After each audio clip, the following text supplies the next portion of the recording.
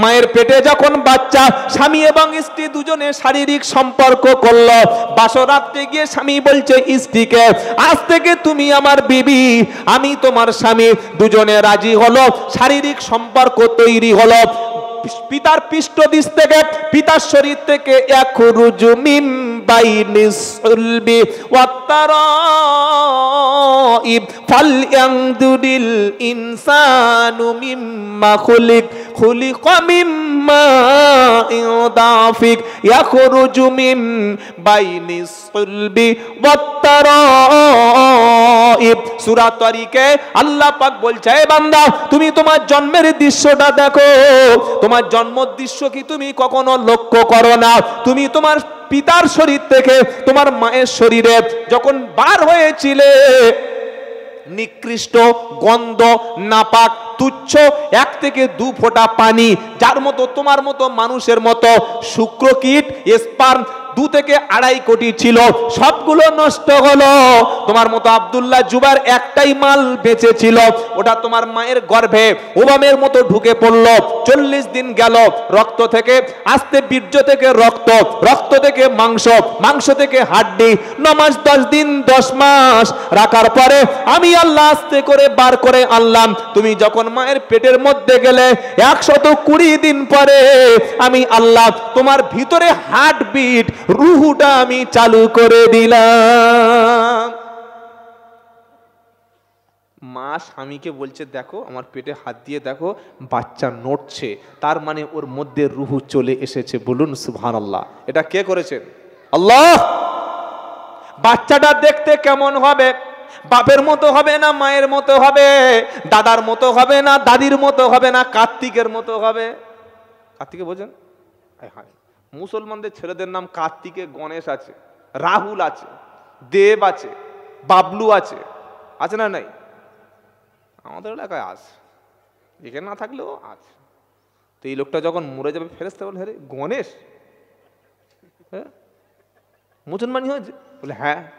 তো গণেশের কি করতে গেলি তুই? কোথাকার মাল? খাঁটি মুসলমান। তো মুসলমান নামটা গণেশ? বলে হ্যাঁ। নাম ঠিক করে নিন, নাম শুনলে যেন একটা মুসলমান মুসলমান গন্ধ বার হয়। আর হাদিসে এসছে, ওলামাদের জিজ্ঞাসা করবেন, নবী বলেছেন আল্লাহর কাছে সবচাইতে 2টো পছন্দ নাম আছে, একটা আব্দুল্লাহ আর একটা আব্দুর রহমান। বলুন সুবহানাল্লাহ। ছেলে হয়েছে, কানে আজান দিয়ে হুজুরের কোলে তুলে দাও, তাহনিক করতে হয়। কি বুজুর্গ ওলি মানুষ, নেককার মানুষ একটা খেজুর মুখে চিবিয়ে বাকি অংশটুকু বাচ্চার মুখে দেবে। আল্লাহর নবী সাল্লাল্লাহু আলাইহি ওয়াসাল্লাম এটা করতেন। এটা করলে আল্লাহ তাআলা এই বাচ্চার হায়াত এবং তার কল্যাণ দান করেন। সুবহানাল্লাহ বলবেন না? তাহনিক সুন্নাত, ভালো নাম রাখা সুন্নাত। আর একদম 4 থেকে 5 বছর বয়সের মধ্যে ছেলেকে খাতনা করিয়ে নেবেন, সুন্দর নাম রাখবেন। কথা বলতে শিখলে আল্লাহ বলবেন, রসুল চেনাবেন, ছোট্ট ছোট্ট সূরাগুলো শিখিয়ে দেবেন, কাঁচা বাদাম শেখাবেন না, সর্বনাশ হয়ে যাবে। এখনকার ছেলেগুলো এত পাকা, এত হিরো, ও হাতে মোবাইল পড়লে কোথায় ইউটিউব আছে, ইউটিউবের মধ্যে ঢুকে সেই বীরভূমের একটা শয়তান আছে জানো, শফিক, হ্যাঁ দেখো জানেন না, বলছে ছপিকের ভিডিও যাও। তো এই মালটা ছপিক চিনল কি করে? কই কোনোদিন তো বলেনি যে আব্দুর রহমান সুদাইসের কেরাত দাও, বলেছে বড় আলেম উমুক ব্যক্তির ওয়াজ দাও, ইয়াসিন শরীফ দাও, সূরা মুলক দাও, ছপিকেল ভিডিও যাও। ও বলছে কি করে? ওর মায়ের পেটে যখন ছিল মালটা তো অফলাইনের মাল না, অনলাইনের মাল। কিসের মাল বলো? ও অর্ডার হয়েছে অনলাইনে, বাজারে গিয়ে দেখে আসো না, মেয়েরা মুখে ময়দা, ঠোঁটে লিপস্টিক দিয়ে দাঁড়িয়ে আছে, ছেলেরা বলছে মালটা কি দারুণ বলতো, টুক করে ইশারা করে ডেকেছে, নাম্বার দাও। নাম্বার নিল, ফোনে কথা বলতে বলতে 6 মাস পরে এত প্রেম গড়িয়ে গেল। তখন কি বলছে জানেন? ছেলে আর মেয়ে দুজনে ফোনে কথা বলতে বলতে কটা ছেলে নেবে, কটা মেয়ে নেবে, কি কি নাম রাখবে ওটা ফোনে ঠিক করে নেবে। ছি ছি ছি ছি, ফোনে অর্ডার হয়ে গেল অনলাইনের মাল। আল্লাহু আকবার। এটা যেন আমরা না করি। আপনার সন্তান মানে ওটা আপনার ভবিষ্যৎ, কথা বুঝতে পেরেছেন? এই ভবিষ্যৎ প্রজন্মটাকে কিভাবে মানুষ করবেন সেটা আপনাকে দায়িত্ব নিতে হবে ভাই। আপনি যদি আপনার সন্তানকে শিক্ষা, লেখাপড়া, আদব কায়দা, নামাজি, ডিসিপ্লিন, পরেশগার না করেন, আপনি দায়িত্ব না নিলে কে দায়িত্ব নেবে ভাই? কেউ দায়িত্ব নেবে না। তাই আমি গুনাহগার হাত দুটো ধরে বলে যাচ্ছি, জমি যদি 10 কাঠা বেশি থাকে, দরকার হয় বেচে দিন, ছেলেটাকে যোগ্য একজন শিক্ষিত তৈরি করুন, আপনার ছেলেকে একজন ভালো আলেম বানান। আপনার মেয়েটা 14 বছরের মেয়ে বিয়ে হচ্ছে, অবাক হয়ে যাই দেখে। 13 বছরের মেয়ে বিয়ে। 1 মাস আগে সেদিন রাত্রে উচ্চ মাধ্যমিক পরীক্ষার জন্য আমার জলসা ক্যান্সেল হয়েছে, থানা পারমিশন দেয়নি। রাত 8টার সময় আমার দরজায় এসে দেখি কলিং বেল বাজাচ্ছে। কে? হুজুর দরজা খোলো। কি ভাই এত রাত্রেবেলা? 8:30 বাজে, নামাজ পড়ে খেয়ে শুয়ে পড়বো। বলছে হুজুর একটা ছেলে একটা মেয়ে এসছে বিয়ে করে বলে। বয়স দেখি মাল দুটো বার হয়েছে, একদম যে গোলের মতো, 1 টাকা। ছেলেটা ঘুঁটিয়ারির এক পাত্তা খর, মাল গোঁ পড়িনি মালটার। আর মেয়েটা সবে ওই 12 বছর 9 মাস, এখনো ভালো করে ও সাবালক হয়নি। তোরা বিয়ে করবি? বিয়ে বুঝিস? হ্যাঁ ভালো লাগে তো। ভালো তো কুকুরেরও তো আমার দেখতে ভালো লাগে, বড় বড় সাদা কুকুর, বড় বুল্ডগ দেখতে ভালো লাগে না? বলছে না আমি ওর ছাড়া বাঁচবো না। মনে হয় যেন এক থাপ্পড়ে মেরে দাঁত ফেলে দিই শয়তানের। তুই ওর কি দেখেছিস ওর ছাড়া বাঁচবি না? যে জন্ম দিয়েছে তার ছাড়া বাঁচবে, যে 9 মাস পেটে ধরেছে তার ছাড়া বাঁচবে, যে বাপটা খেটে খাইয়ে পা কুকুরে দুমড়ে বাঁশ হয়ে গেছে তার ছাড়া বাঁচবে। আর ও মালের ভিতরে কি মাল পেয়েছে যে ওর ছাড়া বাঁচবে না? আমি বললাম দেখ, তোর বয়স মাধ্যমিক দিয়েছিস সবে 15, আর মেয়েটার বয়স সবে 12 বছর 9 মাস। দুজনে বিয়ে করে বাসরাতে যাবি, না দুজনে ফোন করে হোমে তুলে দেবো? হোমে যাবি, কোথায় যাবি ঠিক কর। কি বুঝলেন? হোমে যাবি না বাসরে যাবি? তখন দেখছে যে মাটিটা খুব নরম নয়, শক্ত মাটি, তখন মাল পালিয়ে গেল। আপনার মেয়ের জন্যে খবরদার, 12 বছর 13 বছর 14 বছরের মেয়েটা, টাটকা পয়সাওয়ালা বিহারি মাল এসেছে, পাগল হয়ে বিয়ে দেবেন না।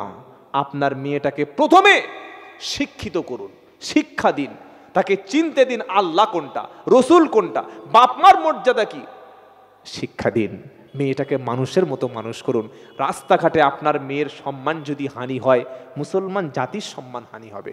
আমার ছেলে যদি স্কুলে না গিয়ে, কলেজে না গিয়ে, মাদ্রাসা না গিয়ে যদি মদের সঙ্গে জুড়ে যায়, যদি মানুষ খুন করে, তখন তো সবচাইতে কষ্ট পাই ভাই যখন আনন্দবাজার, বর্তমান, কলম, দৈনিক, স্টেটমেন্ট, গণশক্তি পত্রিকায় নাম লেখে যে বাসন্তী এলাকায়, ক্যানিং এলাকায়, মালদা মুর্শিদাবাদ মুসলিম প্রধান এলাকায় আব্দুল করিম ভোটের জন্য আব্দুল সাত্তারকে বোম মেরে খুন করে দিয়েছে। এই ছবি দেখলে মুসলমানের চোখে পানি আসে। এই উম্মতের জন্য কি আল্লাহর নবী মার খেতে গিয়েছিলেন? উম্মদের জন্য এটা করে যাননি। নবীজি যেদিন ইন্তেকাল করবেন শেষ রাতের বেলা, সারা রাত কষ্টে ঘুমাতে পারেননি, কখনো দাঁড়াচ্ছেন কখনো বসছেন, নবীজির চোখ থেকে পানি আসছে, বেহুশ হয়ে গেছেন। এশার নামাজে আবু বকর সিদ্দিক ইমামতি করতে গিয়ে আর তিনি কান্না বন্ধ করতে পারছেন না। তার ধারণা বিশ্ব নবীর পিছনে সারা জীবনের মতো নামাজ পড়া বন্ধ হয়ে যাবে। ফজরের আজান হয়ে গেল, নবীজি নির্দেশ দিলেন ইমামতিতে আবু বকর সিদ্দিককে দাঁড় করিয়ে দাও। মসজিদে নববীর পাশের ঘর বিশ্ব নবী আয়েশা সিদ্দিকার হুজরা। আল্লাহর নবী জিজ্ঞাসা করলেন, আয়েশা এখন কোন সময়? আয়েশা সিদ্দিকা বললেন, হুজুর ফজরের নামাজ শুরু হয়ে গেছে মসজিদে, আমার আব্বার ইমামতিতে সাহাবারা নামাজ শুরু করে দিয়েছে। তাদের ধারণা, তাদের চিন্তা, বিশ্ব নবীর পিছনে নামাজ পড়া জীবন থেকে আমরা মাহরুম হয়ে গেলাম। নবীজি বললেন, আয়েশা কেমন নামাজটা হচ্ছে? মসজিদে নববীর দরজার কাপড়টা একটু সরিয়ে দাও, আমি একটু দেখতে চাই। আল্লাহর নবী ইসলাম্মা জান আয়েশা সিদ্দিকা রাদিয়াল্লাহু তাআলা আনহা নবীর হুজরা মুবারকের কাপড়টা একটু সরিয়ে দিল। নবীজি মসজিদে নববীর দৃশ্য দেখলেন, আবু বকর সিদ্দিক ইমামতিতে দাঁড়িয়ে দাঁড়িয়ে নামাজ পড়ায়, কোরআন তেলাওয়াতের মধ্যে কাঁদে, সাহাবারা কান্নাকাটি করে, এত কান্নার আওয়াজ আসছে, কোরআন তেলাওয়াত আর শোনা যাচ্ছে না। সাহাবাদের ধারণা বিশ্ব নবীর পিছনে নামাজ পড়া জীবনের মতো আমরা মনে হয় বঞ্চিত হয়ে গেলাম। নবীজি নামাজের দৃশ্য দেখে তিনিও কেঁদে ফেললেন। কাপড়টা সরিয়ে দিলেন। আল্লাহর নবী আয়েশা সিদ্দিকার উরুর উপরে মাথা রেখে যখন চোখ থেকে পানি গড়িয়ে গেল, আয়েশা সিদ্দিকা রাদিয়াল্লাহু তাআলা আনহা জিজ্ঞাসা করছে, বিশ্ব নবী আপনি তো নামাজের দৃশ্য দেখতে বললেন, আপনাকে দেখালাম, দেখানোর পরে কেন চোখ থেকে পানি এলো? আমার নবীজি বললেন, আয়েশা এটা কোনো দুঃখের পানি, এটা কোনো কষ্টের পানি নয়, এটা কোনো যন্ত্রণার পানি নয়, এটা কোনো জ্বালা যন্ত্রণার পানি নয়, এই চোখের পানিটা হলো সম্পূর্ণ আনন্দের পানি। আজকে আমার সাহাবারা যেভাবে মসজিদে নববীতে দাঁড়িয়ে নামাজ আদায় করছে, একে অপরের শরীরের সঙ্গে শরীর লাগিয়ে লাইনটা সোজা করে, সাদা কালো বাদ বিচার নাই, ধনী গরিব বাদ বিচার নাই, ছোট লোক বড় লোক কেউ নাই, দুশ্মন শত্রু বন্ধু কেউ নাই, একই সঙ্গে দাঁড়িয়ে তারা যেভাবে নামাজ কায়েম করছে, আয়েশা এই নামাজটা কায়েমের জন্য ওদের ময়দানে গিয়ে আমার দন্দন শহীদ হয়েছে, তাইপে গিয়ে মার খেয়েছে, নামাজ কায়েমের জন্য অনেক সাহাবা জীবন দিয়েছে, বিবিকে বিধবা করেছে। আমি নবী আমার মনে হলো কিয়ামত পর্যন্ত যত উম্মতানি আসবে, এইভাবে তারা জামাতে নামাজ আদায় করবে। তুমি মসজিদের জামাত ছেড়ে দিয়েছো, কত বড় ভুল তুমি করেছো। বসে বসে ভাবো, কেন শত্রু তোমার আক্রমণ করবে না?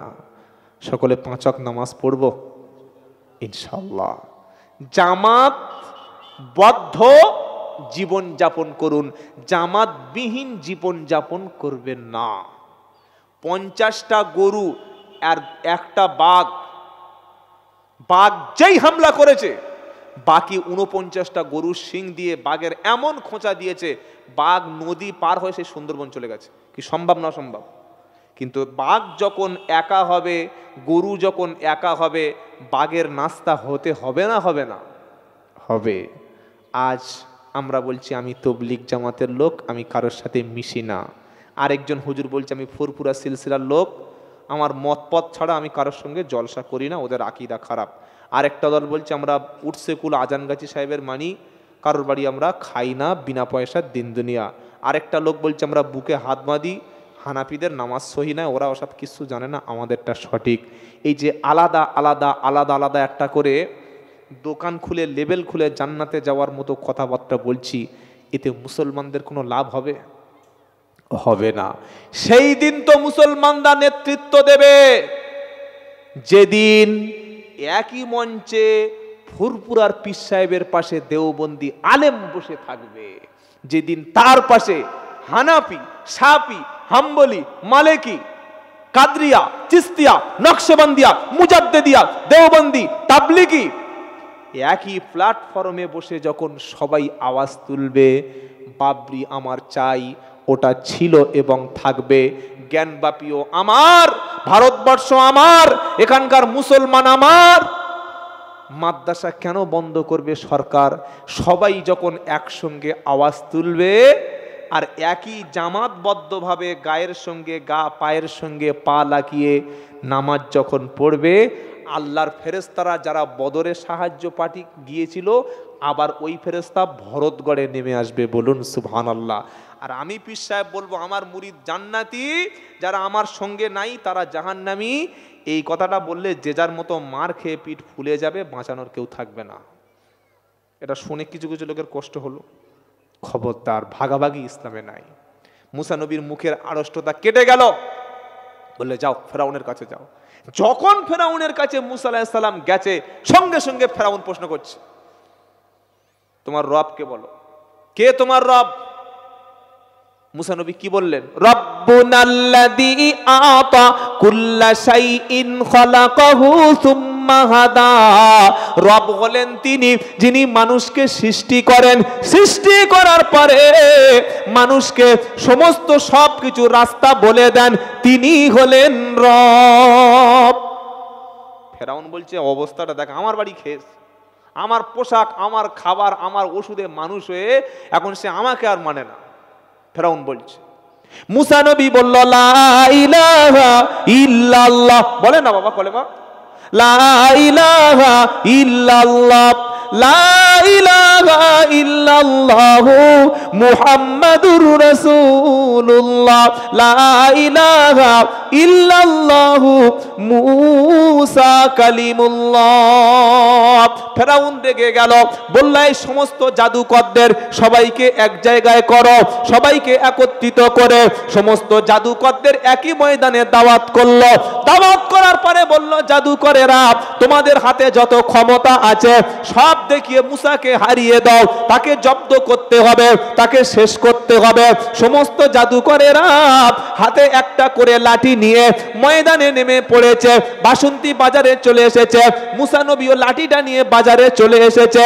সমস্ত জাদুকরেরা লাঠিটা ফেলে দেওয়ার আগে মুসা নবীর অন্তরে একটু ভয় তৈরি হয়েছে, যেহেতু তিনি মানুষ, মানুষের মানসিক দুর্বলতা আসবে। আল্লাহ পাক বলছে, মুসা তুমি ভয় পেও না, ইসরায়েল, আমেরিকা, কাফের মুশরিকরা, জার্মান, ফ্রান্স, অস্ট্রেলিয়া সবাই একদিকে, আর আমি নবী, আমি আল্লাহ তোমার দিকে আছি। সবাই তেড়ে আসলে, সবাই ক্ষমতা দেখালে, আমি আল্লাহর ক্ষমতার কাছে সবাই কিন্তু ছাই হয়ে যাবে। এর নাম ঈমান। তো জাদুকররা সেদিন একটা কথা বলেছিল যে, মুসা লাঠিটা তুমি আগে ফেলবে না আমরা আগে ফেলবো? এটা সম্মান দেওয়া হলো না? হলো না? সামান্য সম্মান দিয়েছিলেন। মুসা আলাইহিস সালাম বললেন, আগে তোমরা ফেলো। যখন তারা ফেললো লাঠিগুলো, সাপ, বাঘ, বড় বড় সরীসৃপ, হিংস্র জন্তু হয়ে মুসা নবীর দিকে ছুটে আসছে, একদম ছুটে আসছে। মানুষ তো তিনি।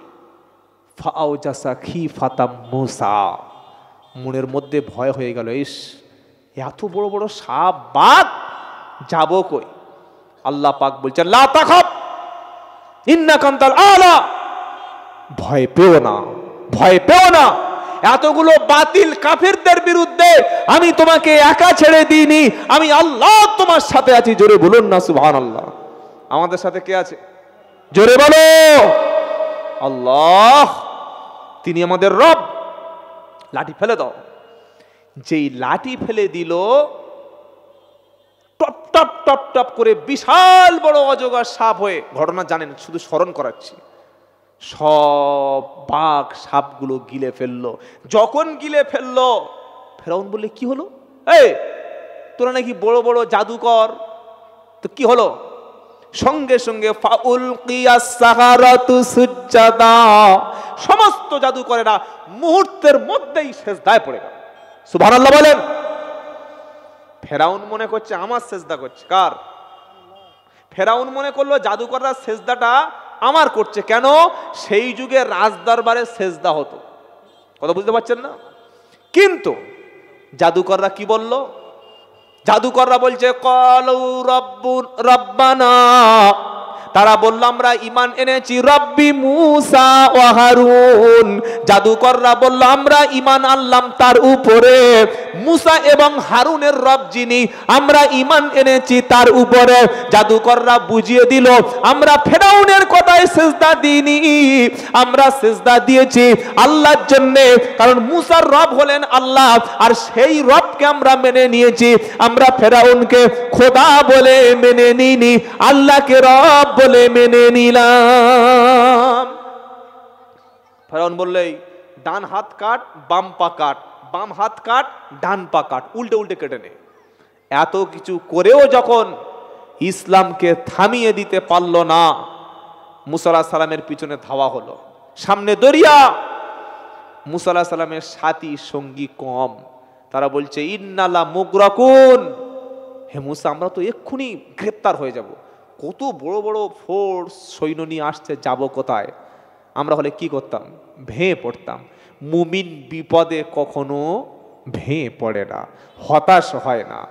হতাশ কারা হয় জানেন? মাই ইয়াকুনাতু মির রাব্বি ইল্লাদ-দাল্লুন, যারা গোমরাহ পথভ্রষ্ট তারাই মাত্র হতাশ হয়ে যায়, আল্লাহর রহমত থেকে বঞ্চিত হয়।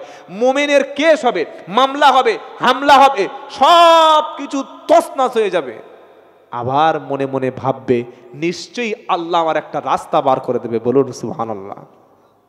মুসা নবী বলল নিশ্চয়ই আল্লাহ আমাদের রাস্তা বার করে দেবে। আল্লাহ বললে রাস্তা বলে দেব, লাঠিটা এবার তুমি জমিনে নিক্ষেপ করো, সামনে সমুদ্র, লাঠিটা ফেলে দাও। আগে ফেলে দিয়ে হয়েছিল সাপ, আর এবার ফেলে দিল হয়ে গেল 12টা পাকা রাস্তা।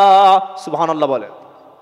যখন দেখতে পেল রাস্তা, মুসা নবী চলে গেল ওপারে।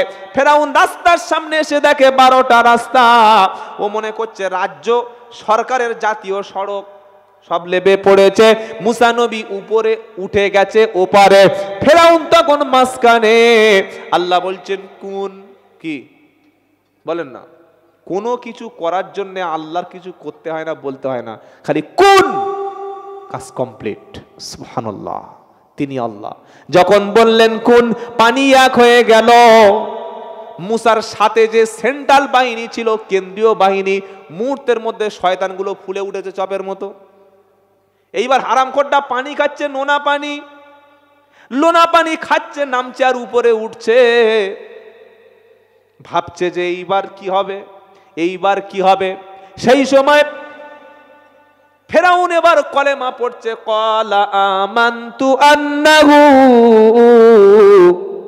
ক্বালা আমানতু আন্নাহু লা ইলাহা ইল্লাল্লাযী আমানাত বিহি বানু ইসরাঈল ওয়া আনা মিনাল মুসলিমিন।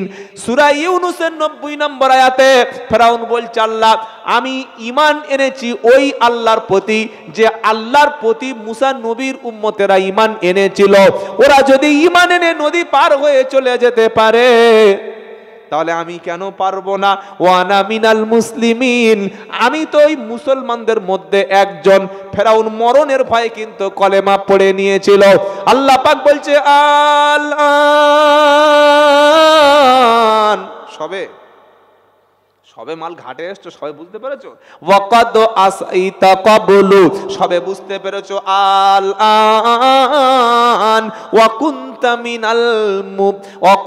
মিনাল মুফসিদিন, তুমি ছিলে একজন ষড়যন্ত্রকারী, তুমি ছিলে একজন জঙ্গি, সন্ত্রাসী, ফাসাদ সৃষ্টিকারী।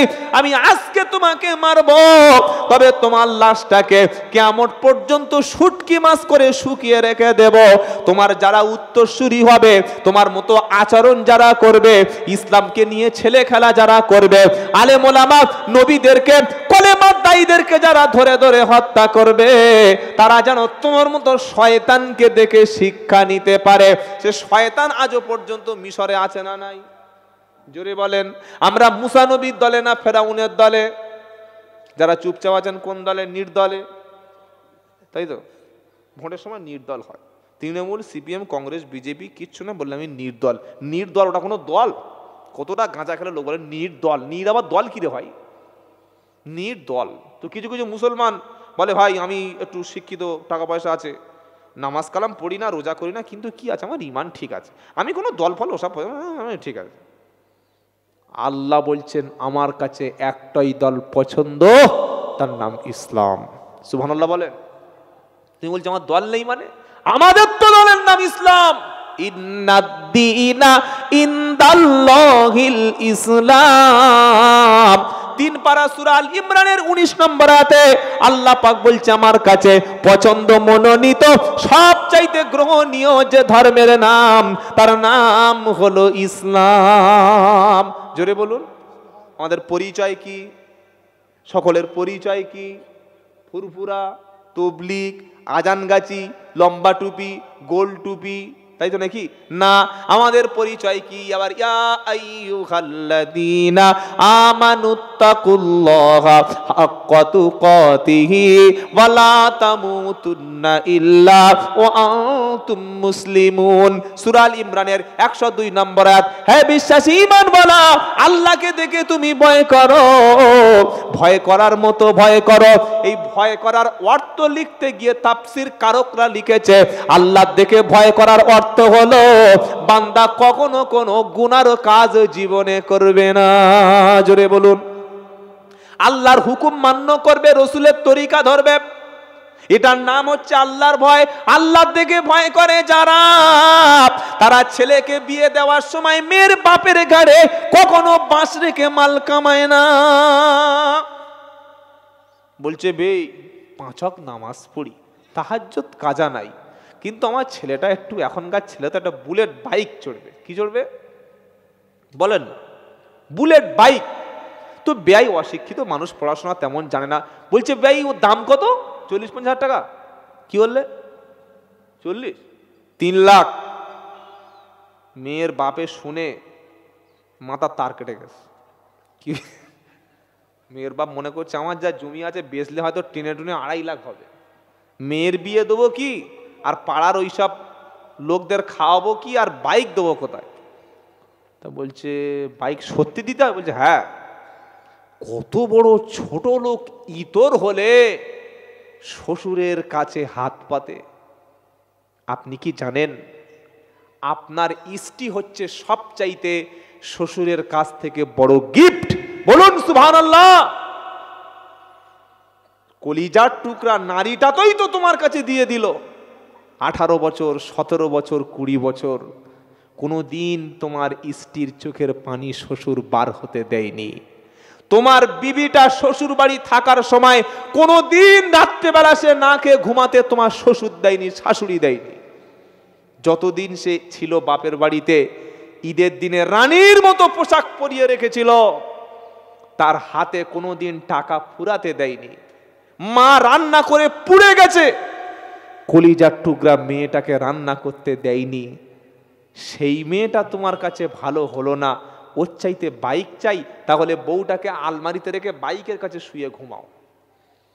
এই হাসছে দেখো বাবাজিরা, সোনা লালেরা, সব চাইতে উত্তম বস্তু হলো যুবকের জন্য তার স্ত্রী। বলুন সুবহানাল্লাহ। আর কথাটা আমার নয়, আমার কোনো কথা মানবেন, আমি প্রত্যেক জলসায় বলি, আমি আব্দুল্লাহ জুবাইর যে কথা বলবো চোখ বুজিয়ে অন্ধের মতো মানবেন না। যদি কোরআনের কোনো দলিল পান, হাদিসের কোনো অংশ দলিল পান, ইজমা কিয়াসের পক্ষে যদি কথা থাকে, আহলে সুন্নাতুল জামাতের পক্ষে যদি আমার কথা থাকে, হানাফি মাযহাবের পক্ষে যদি আমার কথা থাকে, মেনে নিন। যদি দেখেন আমি কোরআন হাদিস ইজমা কিয়াসের বাইরে বলছি, নিজের মন গড়া কথা বলছি, হুজুর আসসালামু আলাইকুম চলে যাচ্ছি, আপনি মিথ্যাবাদী, আপনি ভুল বলছেন, এ প্রতিবাদ করতে পারবেন? কথা বলে না। আমাকে কেন, যখন যে জলসায় বসবেন পাশে স্টেজে যোগ্য আলেম রাখবেন, যোগ্য মুহাদ্দিস রাখবেন, হাফেজ সাহেব একজন রাখবেন, বক্তা ভুল বললে সাথে সাথে লোকমা দেবেন। লোকমা বোঝেন? ইমাম মাগরিবের নামাজে সূরা ফাতিহা তৃতীয় রাকাতে যদি জোরে পড়ে, পিছন থেকে তাকবীর দিয়ে তাসবিহ পড়ে তাকে সাবধান করা হয় না? হয় না? হয়। হাফেজ সাহেব যদি কোরআনের দ্বিতীয় পারা পড়তে পড়তে 19 পারায় চলে যায়, সূরা বাকারা থেকে যদি সূরা আনকাবুতে চলে যায়, সূরা লুকমান থেকে সূরা ওয়াকিয়ায় যদি চলে যায়, পিছন থেকে লুকমা দেওয়া হয় না? হয় না? লোকমা দেয়া মানে কি হাফেজ সাহেবের বেইজ্জত করা? কখনো না। লোকমা দেওয়ার মানে হলো তার লাইনটাকে সঠিক করে দেওয়া। এখানে জোরে জোরে প্রকাশ্য লোকমা দিলে কোনো অসুবিধা নেই। কিন্তু আজও পর্যন্ত শুনলাম না হুজুর বক্তব্য করার পরে বক্তা বলল, হুজুর এই যে এত সুন্দর একটা ঘটনা বললেন, এটা কোন কিতাবে আছে একটু বলবেন? যা বলছে সুবহানাল্লাহ, হন হন, আল্লাহু আকবার। আমাকে ক্ষমা করবেন, জলসায় সব সময় আলেম দাওয়াত করবেন, সুর শুনে 26 ইঞ্চি সে নাকি বক্তা। 26 ইঞ্চি, আল্লাহু আকবার। 26 ইঞ্চি কোনোদিন বক্তা হয়? বলে না, ভালো বলছে। আরে ট্রেনের মধ্যে যারা চাঁদা তোলে তারাও বক্তব্য করতে পারে।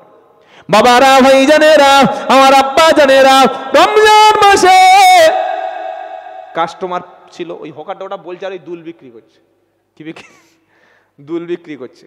তো কাস্টমাররা যারা এই ট্রেনের মধ্যে বসা চলে, বক্তা নাকি রে, নাম্বারটা নে তো। বলছে ভাই নাম্বার আছে? বলে হ্যাঁ, 8629722342। নাম্বারটা নিয়ে নিল। ফাল্গুন মাসের 9 তারিখের জলসার আগের 1 মাস আগে, আসসালামু আলাইকুম। তো ট্রেনের হকারটা মনে করছে যে হয়তো কোনো পার্টি হয়তো কিছু মাল লেগে ফোন করেছে, আমার তো কোনোদিন সালাম দেয় না, হুজুর ডেট ফাঁকা আছে? তখন ওই হকারটা বলছে আমি আবার হুজুর হলাম কবে? ও দেখছে মাল মনে হচ্ছে কাজ হয়েছে মলমে। কি বুঝলেন? বলছে কোন ডেটটা? বললো ওই 10ই ফাল্গুন। হ্যাঁ। ও ভেবেছে আমার ট্রেনে ওই ডেটটা ফাঁকা হয়তো আছে। বলেন হ্যাঁ ফাঁকা আছে। বলে আপনার ভিজিট? যখন বলেছে ভিজিট, ও তো চালাক মাল হকার, বুঝতে পেরেছে নিশ্চয়ই আমার একটা জলসার দাওয়াত। বলছে হ্যাঁ ভিজিট, বলছে ওই 8-9 করে চলছে, সবে নতুন লাইনে উঠেছি তো এখন শিং ভাইনি, শিঙে মলম লেগে ব্যথা আছে, 8-9 করে চলছে। বললে হুজুর একটু ডিসকাউন্ট, বলে ঠিক আছে 6 দিয়ে দেবে। মালটা দেখি পাগড়ি পরে এই পর্যন্ত পাঞ্জাবি পরে চলে এসছে। এই যে কি বক্তব্য, আয়াত একটা শুনে মুখস্থ, কি জানেন?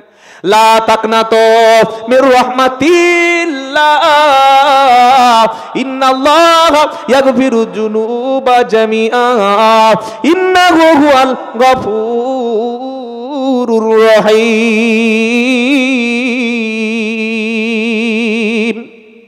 সমিতি ছেড়ে বলছে সত্যি একটা চাঙ্গা মাল পেয়েছি, যেমন গলা তেমন। ওই যে কি মাছ দিল হাফেজ সাহেবকে জিজ্ঞাসা করো। লা তাকনাতু মির রাহমাতিল্লাহ, তিল্লা না বলে উনি বলছে তিল্লা, এমন একটা সুদ দিয়েছে, সুদা তো পুরো ওহ কি মাল দিচ্ছে। খবরদার, বক্তাকে দাওয়াত করার সময় সাবজেক্ট বলে দেবেন, হুজুর এই বিষয়ে কথা বলুন, মনে থাকবে ইনশাআল্লাহ। বলেন ইনশাআল্লাহ। আল্লাহ আমাদের হেদায়েত করুক। কত কষ্টের টাকা যে একটা জলসা হয়, যারা জলসা দেয় তারা জানে। 20 টাকা, 10 টাকা, 5 টাকা, 30 টাকা, 3 বার 4 বার ধরে, তবে তো জলসা, নাকি বলেন? না একটা পার্টির লোক বলে আমি একটা জলসা দেবো 2 লাখ টাকা, বলেছে? বলে নাই। এত কষ্টের টাকাটা আলেমকে দিন, মাদ্রাসায় দিন, উস্তাদকে দেবেন, যাকে তাকে মঞ্চে চাপাবেন না। বাপের ঘটনা বলতে বলতে, দাদু নানার ঘটনা বলতে বলতে পাকা 1 ঘন্টা 50 মিনিট, হাতে আছে 10 মিনিট, যাওয়ার সময় বলছে বাবা সাবধান, দল ঠিক রেখে দেবে, ঈমান নষ্ট করো না বাবা, খুব সাবধান। অনেক কিছু বলার ছিল বাবা, অনেক দূর যাব, সেই মেদিনীপুর যাব, আর বলতে পারলাম না, যদি কোনোদিন পাশে আসি সেই সময় বলবো। তার মানে যাওয়ার আগে গ্রাফি মেরে দিয়ে চলে গেল। গ্রাফি বোঝেন তো? হ্যাঁ, খবরদার। আল্লাহ পায়রা, আল্লাহ আমাদের মাফ করে দিক, সকলে বলুন আমিন। আল্লাহ বলছে মুসলমান হও, কিয়ামতের দিন মুসলমানদের জন্য জান্নাত, আমরা সবাই মুসলমান হয়ে জান্নাতে যাব ইনশাআল্লাহ। বলেন, বললে হুজুর মুসলমানদের জন্য জান্নাত কে বলছে বলো? আল্লাহ পাক কিয়ামতের দিন এক শ্রেণীর মানুষদেরকে ডেকে ডেকে ডেকে আল্লাহ সেদিন জান্নাতে দেবে। ইয়া ইবাদিলা খাউফুন আলাইকুমুল ইয়াউম ওয়ালা আনতুম তাহজানুন। আল্লাযীনা আমানু ওয়া কানু ইয়াত্তাকুন ওয়া কানু মুসলিমিন। 25 পারা সূরা যুকরুফের 68 নম্বর আয়াতে আল্লাহ তাআলা কিয়ামতের দিন এক শ্রেণীর মানুষদেরকে ডেকে ডেকে ডেকে ডেকে সেদিন জান্নাতে যাওয়ার কথা বলবে। আল্লাহ বলবে ইয়া ইবাদ, হে আমার বান্দা, হে আমার বান্দা, লা খাউফুন আলাইকুমুল ইয়াউম, আজকের কিয়ামতের দিন তোমাদের কোনো ভয় নাই, তোমাদের কোনো চিন্তা নাই। জোরে বলুন সুবহানাল্লাহ। আল্লাহ বলবে বান্দা ভয় নাই। তো বান্দা কারা? আল্লাহ পাক বলবে আল্লাযীনা আমানু বিআয়াতিনা ওয়া কানু মুসলিমিন। আমার বান্দা হলো তারা আমার কোরআন পড়েছে, আমার কোরআন শুনেছে, আমার কোরআন বুঝে যারা ঈমান এনেছে আর মরণের সময় মুসলমান হয়ে কবরে এসেছে যারা, আমার জান্নাতি বান্দা হলো তারা। জোরে বলুন না সুবহানাল্লাহ। কোরআন সাথে নিয়ে মরবেন, কোরআন আপনার সুপারিশ করবে। সমস্ত হাসরবাসী সেদিন পাগলের মতো হবে, আজকে আমার কি হবে কি হবে। এই যে রমজান আসছে ভাইয়া, 3 দিন 2 দিন পরে রোজা, এত বড় গুরুত্বপূর্ণ ইবাদত। যে ব্যক্তি রোজা করলো, রোজা পেল, ফরজ রোজা আদায় করলো, সাহারি তারাবি ইফতার সঠিকভাবে আদায় করলো, রমজানের শেষ 10 রাত্রি জাগরণ করলো, সেই ব্যক্তির জীবনের সমস্ত গুনাহগুলো মাফ হয়ে গেল। বলুন না সুবহানাল্লাহ। যুবকেরা, মুসলমান যারা এসেছেন রমজানের রোজা রাখবেন তো? বলুন না ইনশাআল্লাহ। তারাবির নামাজটা মসজিদে গিয়ে জামাতে পড়বেন। কয় রাকাত পড়বেন? 8 রাকাত, তাই তো নাকি? খবরদার বিভ্রান্ত হবেন না। 20 রাকাত তারাবি ওমর ফারুক তিনি শুরু করেছিলেন, সাহাবারা ইজমা করেছেন, ইমামে আজম আবু হানিফার মত, আমরা সেই ইমামের মতে চলি। 20 রাকাত তারাবি আমরা জামাতে আদায় করব। বলুন ইনশাআল্লাহ। তারাবির মধ্যে যেন তাড়াহুড়া না হয়। যারা মায়েরা অনেক সময় রমজানে রোজা রাখে, কিন্তু অনেক মা তারাবি পড়ে না। ওই খেয়ে নিয়ে ইফতার খেতে খেতে রাত 10টা বেজে গেছে, এবার কি তারাই পড়বে, চল শুয়ে পড়ি। মায়েরা তারাবির নামাজ পার্সোনাল একা একা পড়ে নেবেন, কারণ মায়েদের জন্য কোনো ইমাম নাই। দেখেছেন কোনো ইমাম সাহেবের বউ গিয়ে তার গ্রামে ইমামতি করছে মেয়েদের? না। কেন? ইমামের কণ্ঠটা হলো, মহিলাদের কণ্ঠটা হলো পর্দা। তার কণ্ঠ শুনে যদি অন্য কোনো পুরুষ পাগল হয়, ইমামতি করতে গিয়ে জাহান্নামী হয়ে যাবে।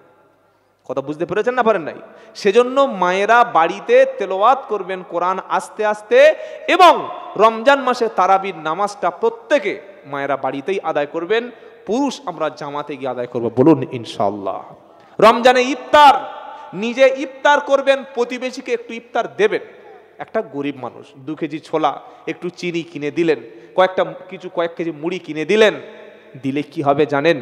রোজাদার ব্যক্তি রোজা করে যে সওয়াব, আপনি একটু ইফতার করিয়ে দিলেন, সেই একই পরিমাণ সওয়াব পাবেন, বলুন সুবহানাল্লাহ ইনশাআল্লাহ। আর রমজানের সবচাইতে বড় ফজিলত হলো শেষের 10 দিন ইতিকাফে থাকা। কদিন?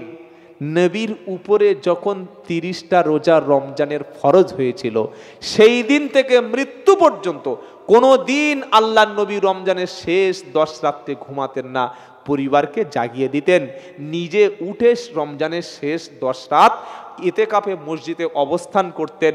কারণ লাইলাতুল কদর যদি কেউ পায়, 1000 মাস অপেক্ষা উত্তম এই রাত সে আমলের সওয়াব পাবে, বলুন সুবহানাল্লাহ। রমজান মাসে বেশি বেশি কোরআন তেলাওয়াত করাবেন, বেশি বেশি সদকা করবেন, আর আত্মীয় স্বজনের সঙ্গে কোনোদিন খারাপ আচরণ করবেন না। যাদের ভাই ভাই ঝগড়া, প্রতিবেশীর সঙ্গে দেখা হলে ওর সঙ্গে কথা বলবো, ভাইয়ের সঙ্গে দেখা হলে ও সারা ভাই একদম হারাম, গালাগাল করছে, হারামজাদা, বাজে বাজে কথা বলছে না। আজকে জলসা শুনে বাড়িতে ফিরে গিয়ে তোমার প্রতিবেশীকে বুকে তুলে নাও, তোমার ভাইকে সালাম দিয়ে পাশে বসিয়ে নাও। যে বোনের সঙ্গে তোমার ঝগড়া অশান্তি জমি জায়গা নিয়ে, ওই বোনকে কাছে বসিয়ে নাও। আর রমজান শরীফের মাসে ইফতারিতে সাহারিতে আব্বার সঙ্গে বসে একসঙ্গে ইফতার করবেন, বলুন ইনশাআল্লাহ। রমজানে দোয়া করার জন্য মাকে ইফতারে বসিয়ে নেবেন, কারণ ইফতারিতে দোয়া করলে ইফতারের সময় দোয়া কবুল হয়। রোজার মাসে খালেস নিয়ত রোজা রাখলে আল্লাহর নবী বলছেন রোজাদারের জন্য 2টি আনন্দ, একটা ইফতারিতে, আরেকটা আল্লাহর সঙ্গে যেদিন দেখা হবে সেদিন আল্লাহ বলবে, বান্দা তোর আর কি দেব বল? তুই যে 12 ঘন্টা 14 ঘন্টা পানি না খেয়ে, খাবার না খেয়ে স্টিমিলন থেকে দূরে সরে ছিলিস, তার জন্য আমি আল্লাহ তোর নিজের হয়ে গেলাম। তাই কবি বলছে, রোজার মাসে রাখলে রোজা খালেস নিয়তে, বদলা ইহার জায়গা পাওয়া 2 জাহানেতে। দুনিয়ায় বদলা, আখিরাতে বদলা। দুনিয়ার বদলা কি? সমস্ত গুনাহ মাফ হয়ে যাবে, বলুন সুবহানাল্লাহ। ইফতার করতে বসেছেন, 3 মিনিট বাকি আছে, ছোলা খেজুর মুড়ি, আপেল চানাচুর, বাদাম নাশপাতি, তারপরে বড় বড় কলা, মনে হচ্ছে ছিঁড়ে যেন এটা মেরে দিই, খেতে পারবে? 3 মিনিট, 2 মিনিট, 20 সেকেন্ড, 10 সেকেন্ড, আজান দেয় না কেন? মাঝে আজান দে। মহাজন বলছে দাঁড়া, এখন 2 সেকেন্ড বাকি আছে। যেই 6টা বেজে 3, আল্লাহু আকবার, আল্লাহু আকবার, সাথে সাথে মুখে খেজুর দিয়ে ইফতার সুন্নাত পানি পান করলো। ওর যখন পানি পান করলো, আল্লাহ বলছে ফেরেশতারাই দেখ দেখ ভরত করে দেখ, তো বলেছিলিস মানুষ কাটাকাটি করবে, মারামারি করবে, হানাহানি করবে, কিন্তু এই বান্দাগুলো 12 ঘন্টা পানি খাবার কিচ্ছু খায়নি, চুপচাপ আমার হুকুমের গোলামি করেছে। এদের জীবনের গুনাহগুলিকে মাফ করে দিয়ে জান্নাতে একটা দরজা আছে রাইহান, ওই রাইহান নামক দরজা দিয়ে আমার রোজাদার ব্যক্তিদেরকে রাসূলুল্লাহ সাল্লাল্লাহু আলাইহি ওয়াসাল্লাম জান্নাতে পাঠাবো, বলুন না সুবহানাল্লাহ।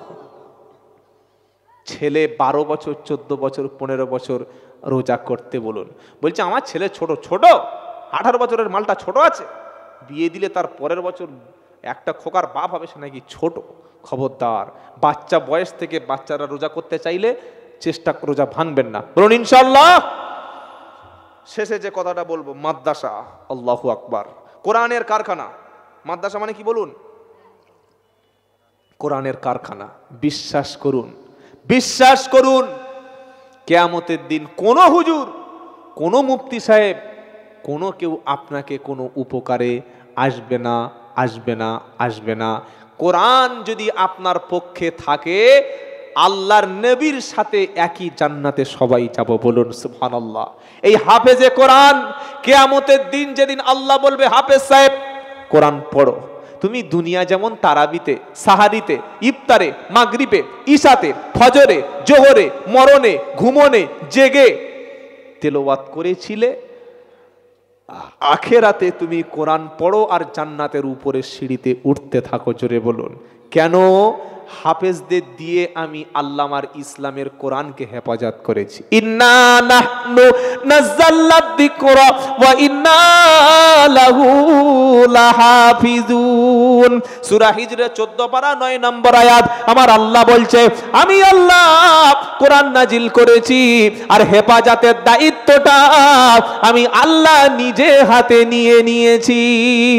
হাফেজ যখন জান্নাতে যাবে আল্লাহ পাকের কাছে বলবে আল্লাহ আমি একা জান্নাতে যাব না, আমার কিছু স্পেশাল সাথী দিয়ে দাও।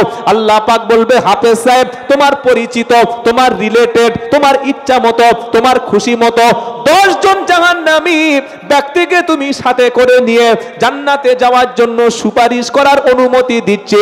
সেই 10 জন, যে 10 জন তোমাকে জান্নাতে নিয়ে যাওয়ার আগে আমি আল্লাহ জাহান্নামী ঘোষণা করিয়ে দিয়েছিলাম। হাফেজ সাহেব প্রথম নেবে আব্বাকে, দ্বিতীয় নেবে আম্মাকে, তৃতীয় নেবে তার ভালোবাসার মানুষকে, মাদ্রাসার হিতাকাঙ্ক্ষীকে, তাকে খাইয়েছিল, তার পাশে ছিল, সুখে ছিল, দুঃখে ছিল, 10 জন ভালোবাসার মানুষকে হাফেজে কোরআন সুপারিশ করে সেদিন আল্লাহর জান্নাতে নিয়ে যাবে। জোরে বলবেন না সুবহানাল্লাহ? আরো জোরে হবে না সুবহানাল্লাহ? নারে তাকবীর। হাফেজ সাহেবের সঙ্গে জান্নাতে যেতে চাই, চাই না? চাই না?